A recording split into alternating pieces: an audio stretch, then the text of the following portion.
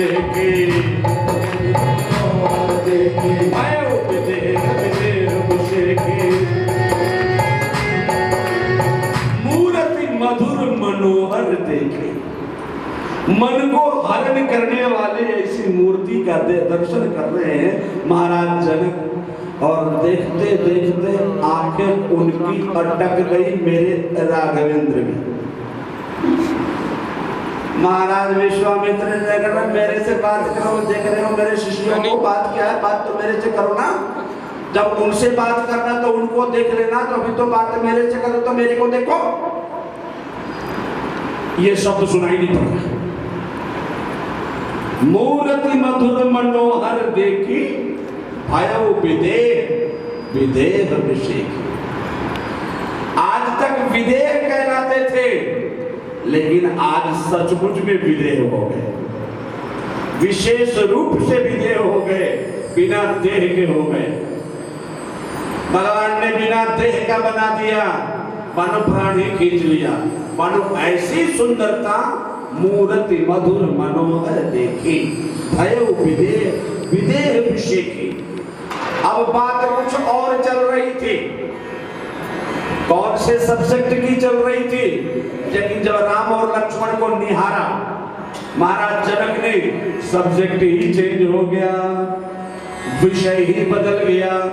अब सारी कथा राम जी पे आके टिक गई। अब महाराज जनक पूछने लगे, महाराज बाकी बातें छोड़ो छोड़ो, अब पहले ये बताओ कि ये दोनों कौन है?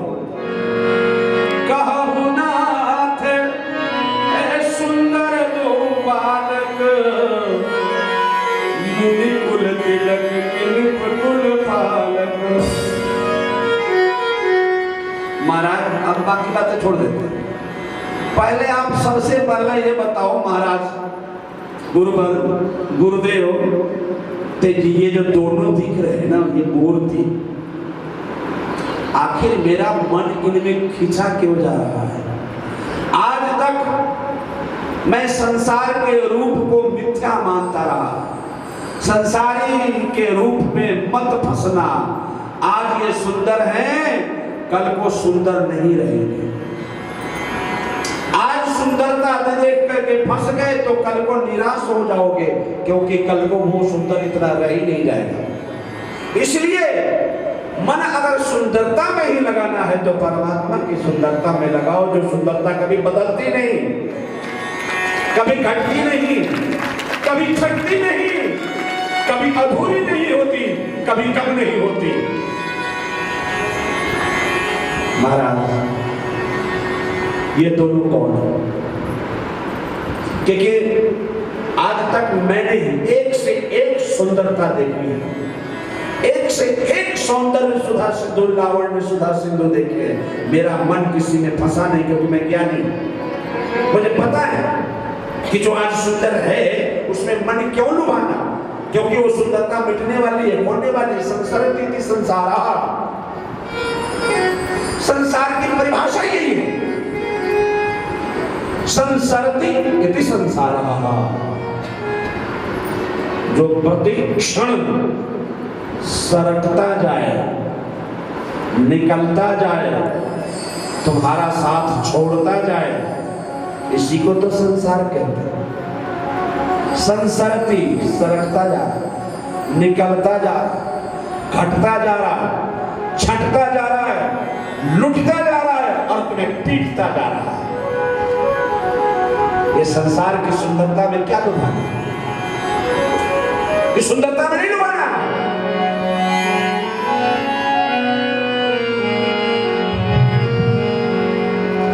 क्या तन मांझता रे, एक दिन मिट्टी में मिल जाना।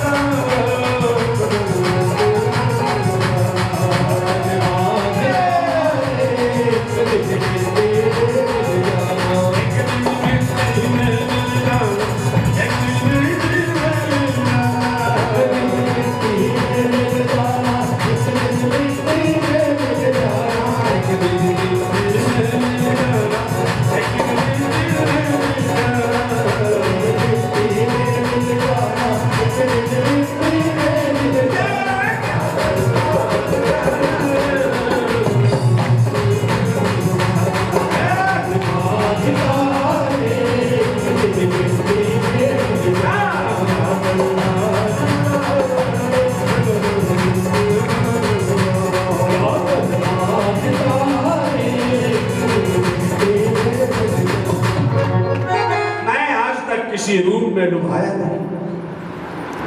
ये उम्र हो गई, किसी के सौंदर्य से, किसी की सुंदरता से ना मैं प्रभावित हुआ हूं, ना मेरा मन उसमें खिंचा है, ना मेरे मन को किसी की सुंदरता ने खींच पाया।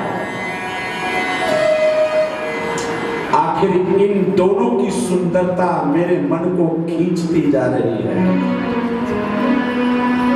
ये कौन है विश्वामित्र? इनका परिचय दीजिए। महाराज, मुनिकुल तिलक की नृपकुल पालक, कहो नाथ सुंदर दो बालक। है गुरुदेव, मुझे और कुछ नहीं सुनना, सिर्फ इतना बता दो, क्योंकि जो मैं महसूस कर रहा हूं, क्योंकि महसूस मैं ये कर रहा हूं कि मेरा मन इनकी सुंदरता में खिंचा क्यों जा रहा है। मैं तो रूप को मिथ्या मानता हूं, और जो मिथ्या चीज है वो मुझे मेरे मन को खींच कैसे सकती है, वो भी मुझ जैसे ज्ञानी को। मैं सारे संसार को मिथ्या मानता हूं, झूठ मानता हूं। ब्रह्म सत्यम जगन मिथ्या, जीवो ब्रह्म बना परा। ब्रह्म सत्यम, संसार में ब्रह्म ही सत्य है, और ब्रह्म को छोड़ के बाकी सब मिथ्या है। आदि जगत गुरु शंकराचार्य जी महाराज का कथन, सब मिथ्या है। अद्वैत वेदांत के प्रवर्तक,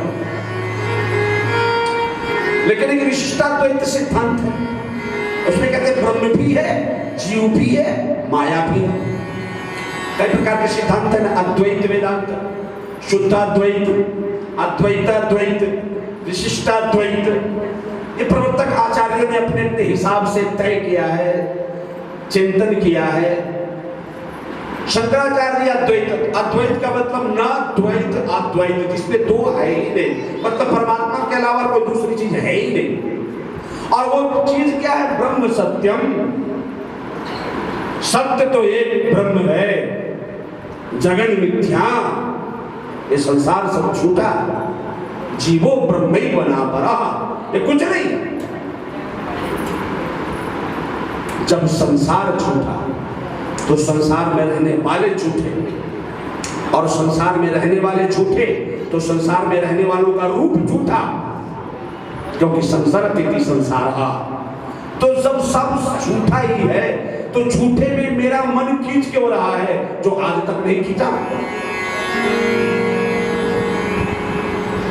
क्योंकि मुझे पता है कि जिस संसार की हम तैयारी कर रहे हैं,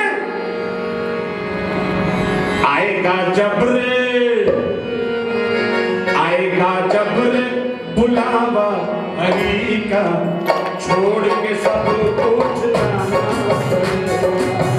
आएगा जबर बुलावा हरि का, छोड़ के जाना पड़ेगा। आएगा जबर बुलावा हरि का, छोड़ के सब कुछ जाना पड़ेगा। आएगा जब रे हरि का, छोड़ के सब कुछ जाना पड़ेगा। आएगा जब रे, आएगा जब रे, आएगा जब रे बुलावा हरि का, छोड़ के सब कुछ जाना पड़ेगा। आएगा जब रे बुलावा हरि का, छोड़ के सब कुछ जाना पड़ेगा। तुम नहीं बोल रहे हो तो बहुत अच्छा कर रहे हो। अच्छा क्यों कर रहे हो? क्योंकि तुमको पता है कि बाकी सब लोग छोड़ के चले जाएं, हम तो अपने माथे पे उठा के ले जाएंगे। ठीक है ना? तो बाबा आप छोड़ के चले जाओगे तो चले जाओ ना, हमने थोड़े ना छोड़ के जाना है। हम तो यहाँ भी रहेंगे, और जब जब जब जब जब जब जब मरेंगे तो सब बोल देंगे कि जितना हमने कमाया है सब हमारे अर्थी पे लाद दो, हमने बैकुंठ चले जाना है कि नहीं जाना। इसलिए ठीक कर रहे हो, तुम नहीं बोल रहे हो तुम, क्योंकि तुमने तो सारा कुछ ले जाना है। जिन्होंने नहीं ले जाना है वो बोलेंगे। ठीक है, तुम मत बोलो। आएगा जब रे, आएगा जब रे,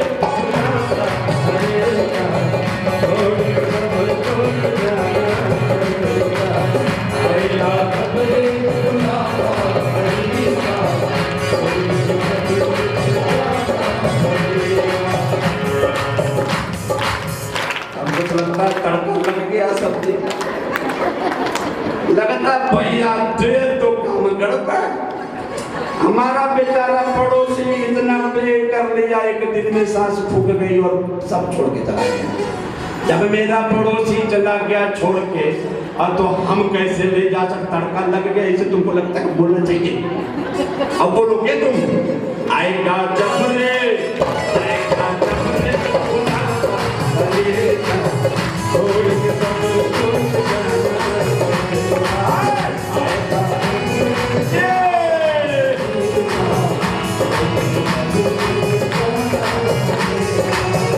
आएगा जब रे, आएगा जब रे, आएगा जब रे,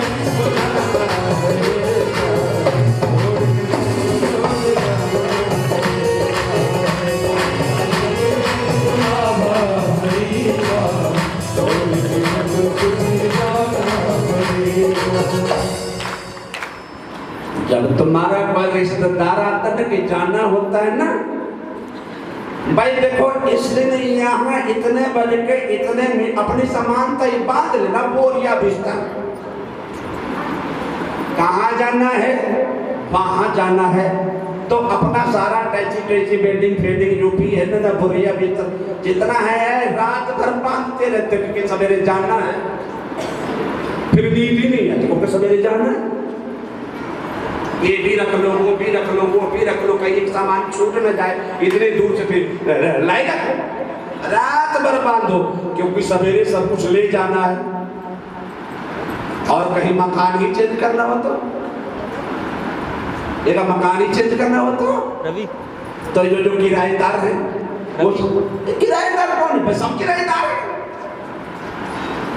अच्छा बेटा तुमको पूछता हूँ,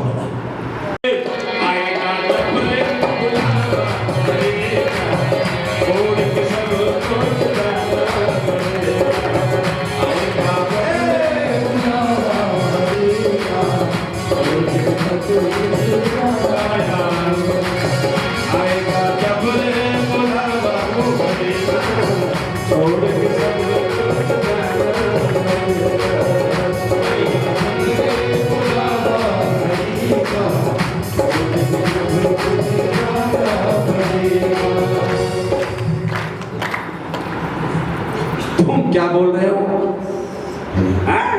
क्या बोल रहे हो? क्या बोल रहे हो? अरे क्या बोल रहे हो तुम?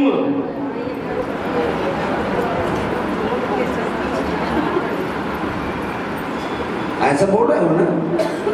ऐसा नहीं तो सब कुछ ले जाना पड़ेगा, ऐसा तो नहीं। मेरे को लग रहा है कि तुम ना तोड़ मड़ोड़ कर रहे हो, क्योंकि जिंदगी भर वो तोड़ मड़ोड़ किया है, तो यहाँ पे कुछ गड़बड़ घोटाला कर। छोड़ के सब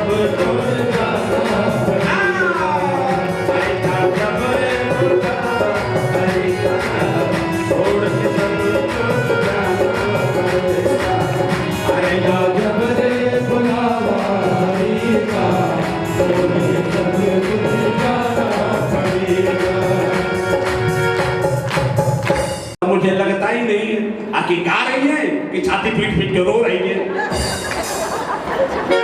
इनका गाना ऐसा लगता है हाय